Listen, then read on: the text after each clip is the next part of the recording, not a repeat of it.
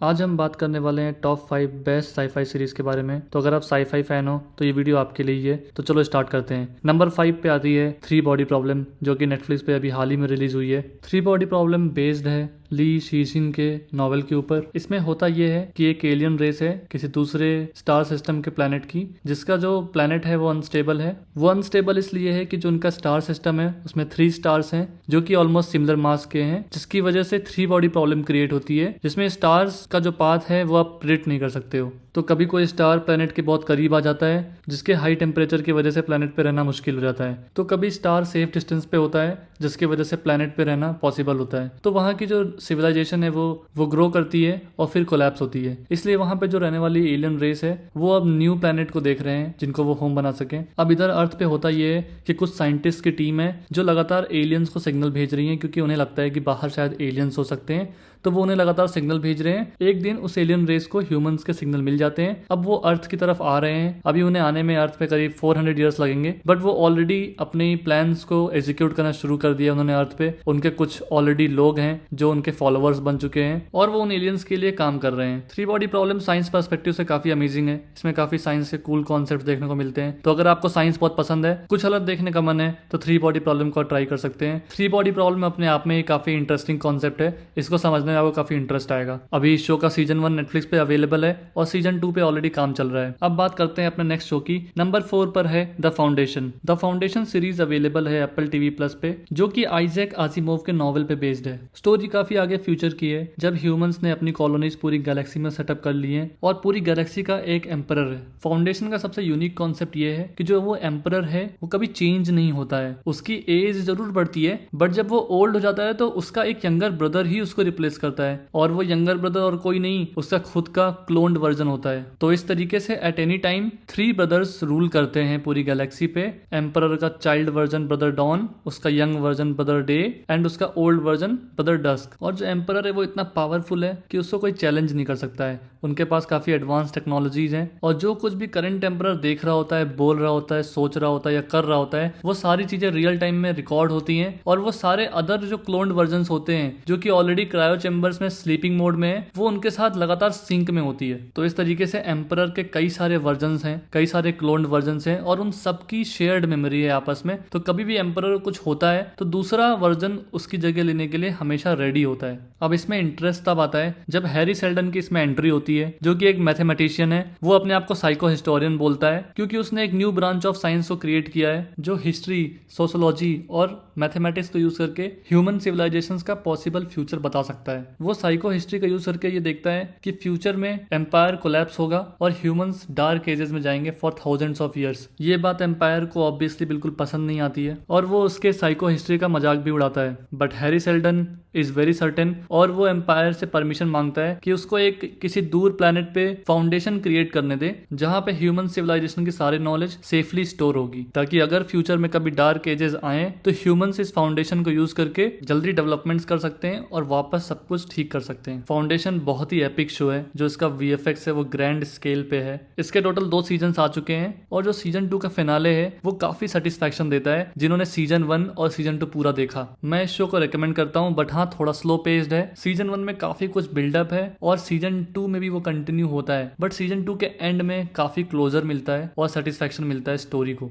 तो चलो अब हम नेक्स्ट शो की तरफ बढ़ते हैं। हमारी इस लिस्ट में 3rd नंबर पे आता है साइलो। साइलो फ्यूचर पे बेस्ड एक साईफाई थ्रिलर शो है जिसमें ह्यूमंस अंडरग्राउंड एक बड़ी बिल्डिंग में रहते हैं जिसके 100 से ज्यादा फ्लोर्स हैं। क्योंकि अर्थ की सरफेस पे रहना पॉसिबल नहीं है, अर्थ का जो इन्वायरमेंट है वो डेडली हो चुका है। इसके पीछे का क्या रीजन है ये तो शो में अभी नहीं दिखाया गया है, but may be global warming या कुछ अदर रीजंस की वजह से अर्थ की सारी वेजिटेशन खत्म हो गई है और सरफेस पे रहना डेडली हो गया है। तो अभी करंटली जो अर्थ की बची हुई पॉपुलेशन है वो उसी अंडरग्राउंड बिल्डिंग में रहती है जिसको वो साइलो बुलाते हैं। अब ये काफी इंटरेस्टिंग है देखना कि साइलो के अंदर आखिर लोग रहते कैसे हैं, सर्वाइव कैसे करते हैं। इस स्टोरी का सबसे बड़ा ट्विस्ट ये है कि जो साइलो में रहने वाले लोग हैं उनकी हिस्ट्री एक सिविल वॉर में डिलीट कंप्लीट हो गई थी। शो के अंदर हमें थोड़े हिंट्स मिलते हैं कि आखिर सिविल वॉर होता क्यों है। साइलो के अंदर कुछ ऐसे ग्रुप्स होते हैं जिन्हें लगता है कि साइलो के बाहर की जो अर्थ है वो काफी वहां पे ग्रीनरी है और उन्हें लगता है कि साइलो की गवर्नमेंट उन्हें बेवकूफ बना रही है। तो ये रेबल्स और कंजर्वेटिव्स के बीच ही सिविल वॉर होता है, जिसमें जो भी अर्थ की लाइफ के एविडेंसेस होते हैं, चाहे वो कोई फोटोग्राफ हो, कोई बुक हो,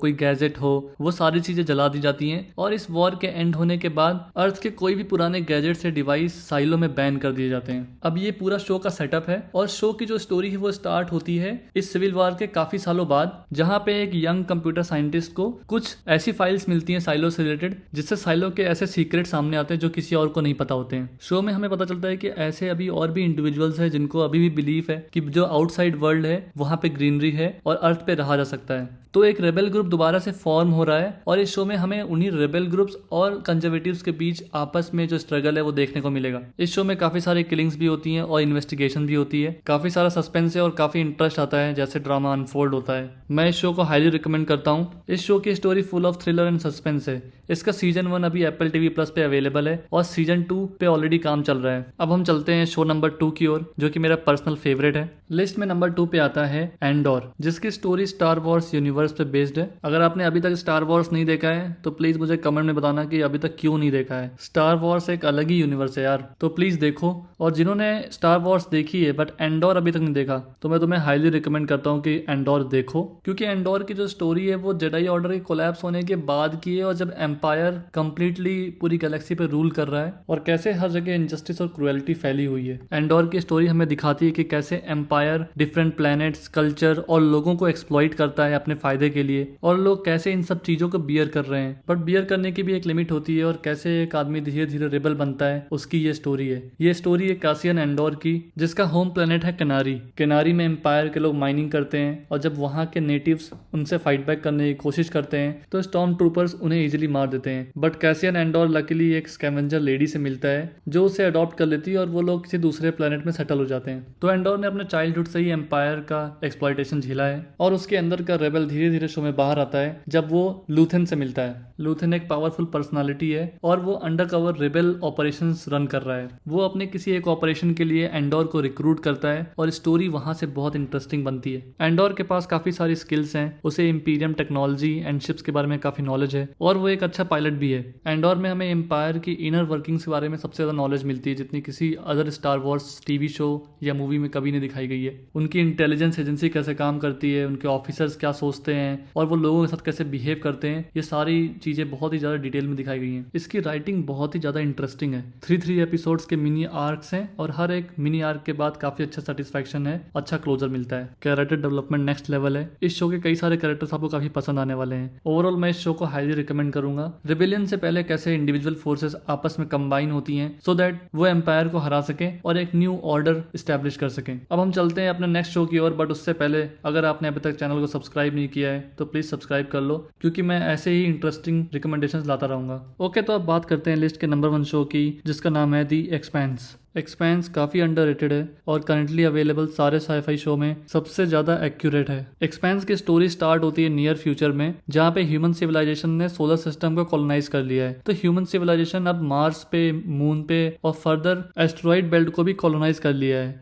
अपने सोलर सिस्टम में एस्ट्रॉइड बेल्ट मार्स और जुपिटर के बीच में लोकेटेड है, जहाँ पे बहुत सारे एस्ट्रॉइड्स पाए जाते हैं। एक्सपेंस में 3 मेन ग्रुप्स हैं, अर्थर्स, मार्शियंस एंड बेल्टर्स। अर्थर्स जो कि अर्थ पे रहते हैं, मार्शियंस जो मार्स से बिलोंग करते हैं एंड बेल्टर्स जो कि एस्ट्रॉइड बेल्ट में सेटल हो गए हैं। इनिशियली सबसे पहले ह्यूमंस मार्स पे कॉलोनी सेटअप करते हैं, बट जैसे जैसे रिसोर्सेज की कमी होती है तो उन्हें एस्ट्रॉइड्स की माइनिंग करने के लिए अर्थ से कई सारे लेबर्स को एस्ट्रॉइड बेल्ट में भेजना पड़ता है। अब एस्ट्रॉइड बेल्ट की जो कॉलोनीज हैं वो लो ग्रेविटी कॉलोनी सेटअप होती हैं और जनरेशन बाय जनरेशन बेल्ट में काम करने की वजह से कुछ बायोलॉजिकल चेंजेस भी हो जाते हैं उन ह्यूमंस में। तो बेल्टर्स की बोन्स एक्चुअली वीक होती हैं और अब वो दोबारा अर्थ पे नहीं आ सकते क्योंकि अर्थ की ग्रेविटी काफी ज्यादा है। अब इन बेल्टर्स ने एस्ट्रॉइड बेल्ट को ही अपना घर मान लिया है और अब वो वहीं पे सेटल्ड हैं, लेकिन उनकी हवा, पानी, ये सब कुछ अर्थ और मार्स राशन करते हैं। अर्थ और मार्स का कंप्लीट कंट्रोल है बेल्ट के रिसोर्सेज पे। तो बेल्टर्स के बीच भी कई सारे ऐसे ग्रुप्स ओरिजिनेट हो रहे हैं जो बेल्टर्स के राइट्स के लिए फाइट कर रहे हैं अर्थ और मार्स से। इस बेल्टर ग्रुप को OPA बोला जाता है, आउटर प्लेनेट अलायंस, जिनमें कई सारे मेंबर्स को अर्थ टेररिस्ट मानता है। तो एक्सपेंस की पूरी स्टोरी का सेटअप यही है कि there are 3 groups, Martians, Earthers and Belters, और जो पावर स्ट्रगल तीनों के बीच है, क्योंकि अर्थ और मार्स तो वैसे भी फ्रेंडली नहीं है आपस में, और बेल्टर्स जो कि अर्थ और मार्स दोनों से फाइट कर रहे हैं अपने राइट्स के लिए। अर्थ कहीं ना कहीं टेक्नोलॉजी में मार्स से पीछे है, क्योंकि मार्स की जो इनिशियल कॉलोनी सेटअप हुई थी उसमें बहुत सारे इंजीनियर्स, साइंटिस्ट और मिलिट्री पर्सनल ही थे। पहले मार्स भी अर्थ के कंट्रोल में ही था, बट मार्स ने अर्थ से अपने इंडिपेंडेंस के लिए फाइट करी। शो में इसके बारे में ज्यादा बात तो नहीं की गई है, बट एक थोड़ी सी हिंट दी गई है कि मार्स को अर्थ से इंडिपेंडेंस कैसे मिलती है। अब ये तो था द एक्सपेंस का पूरा सेटअप, पर स्टोरी में ट्विस्ट तब आता है जब एक बेल्टर आइस हॉलर शिप को एक स्टेल्थ शिप न्यूक से उड़ा देता है, और उस शिप के कुछ क्रू मेंबर सर्वाइव कर जाते हैं, और वो मैसेज ट्रांसमिट करते हैं कि किसी स्टेल्थ शिप ने उनके शिप को उड़ा दिया है। अब द एक्सपेंस यूनिवर्स में स्टेल्थ टेक्नोलॉजी सिर्फ मार्शियंस के पास ही है। सारे बेल्टर ग्रुप्स में एक खबर फैल जाती है कि मार्शियंस ने एक बेल्टर शिप उड़ा दिया है। अब उस शिप को किसने उड़ाया, क्यों उड़ाया, ये सब कुछ देखना काफी इंटरेस्टिंग है शो में। और मार्शियंस, अर्थर्स और बेल्टर्स के बीच का जो आपस में पावर स्ट्रगल है वो सब देखने में काफी मजा आता है। इस शो का साइंस काफी एक्यूरेट है, बहुत ही ज्यादा अल्टीमेट स्पेस फाइट्स देखने को मिलती हैं। Character development is top notch, और ह्यूमंस के आपस में स्ट्रगल के बीच एक एलियन टेक्नोलॉजी डिस्कवर होती है, जिससे तीनों ग्रुप्स के आपसी पावर स्ट्रगल और भी ज्यादा बढ़ जाते हैं। अब अर्थर्स, मार्शियंस, बेल्टर्स तीनों इस टेक्नोलॉजी को अपने कंट्रोल में चाहते हैं, बट उनको ये पता नहीं होता है कि ये टेक्नोलॉजी क्या चीज है। अब इस शो में जो भी आगे होता है वो सब देख बहुत ही ज्यादा इंटरेस्टिंग है देखना, तो मैं इस शो को हाईली रिकमेंड करता हूँ। प्लीज जाके देखो, बहुत ही ज्यादा अल्टीमेट शो है और हाईली अंडररेटेड है। और मैं आज का ये वीडियो यहीं पे एंड करता हूँ। आई होप आपको ये रिकमेंडेशंस पसंद आएंगी। वीडियो अगर अच्छा लगा हो तो प्लीज लाइक करिए ताकि और भी लोगों तक ये वीडियो पहुंच सके, और जाते जाते सब्सक्राइब जरूर कर लेना। ओके, चलो बाय।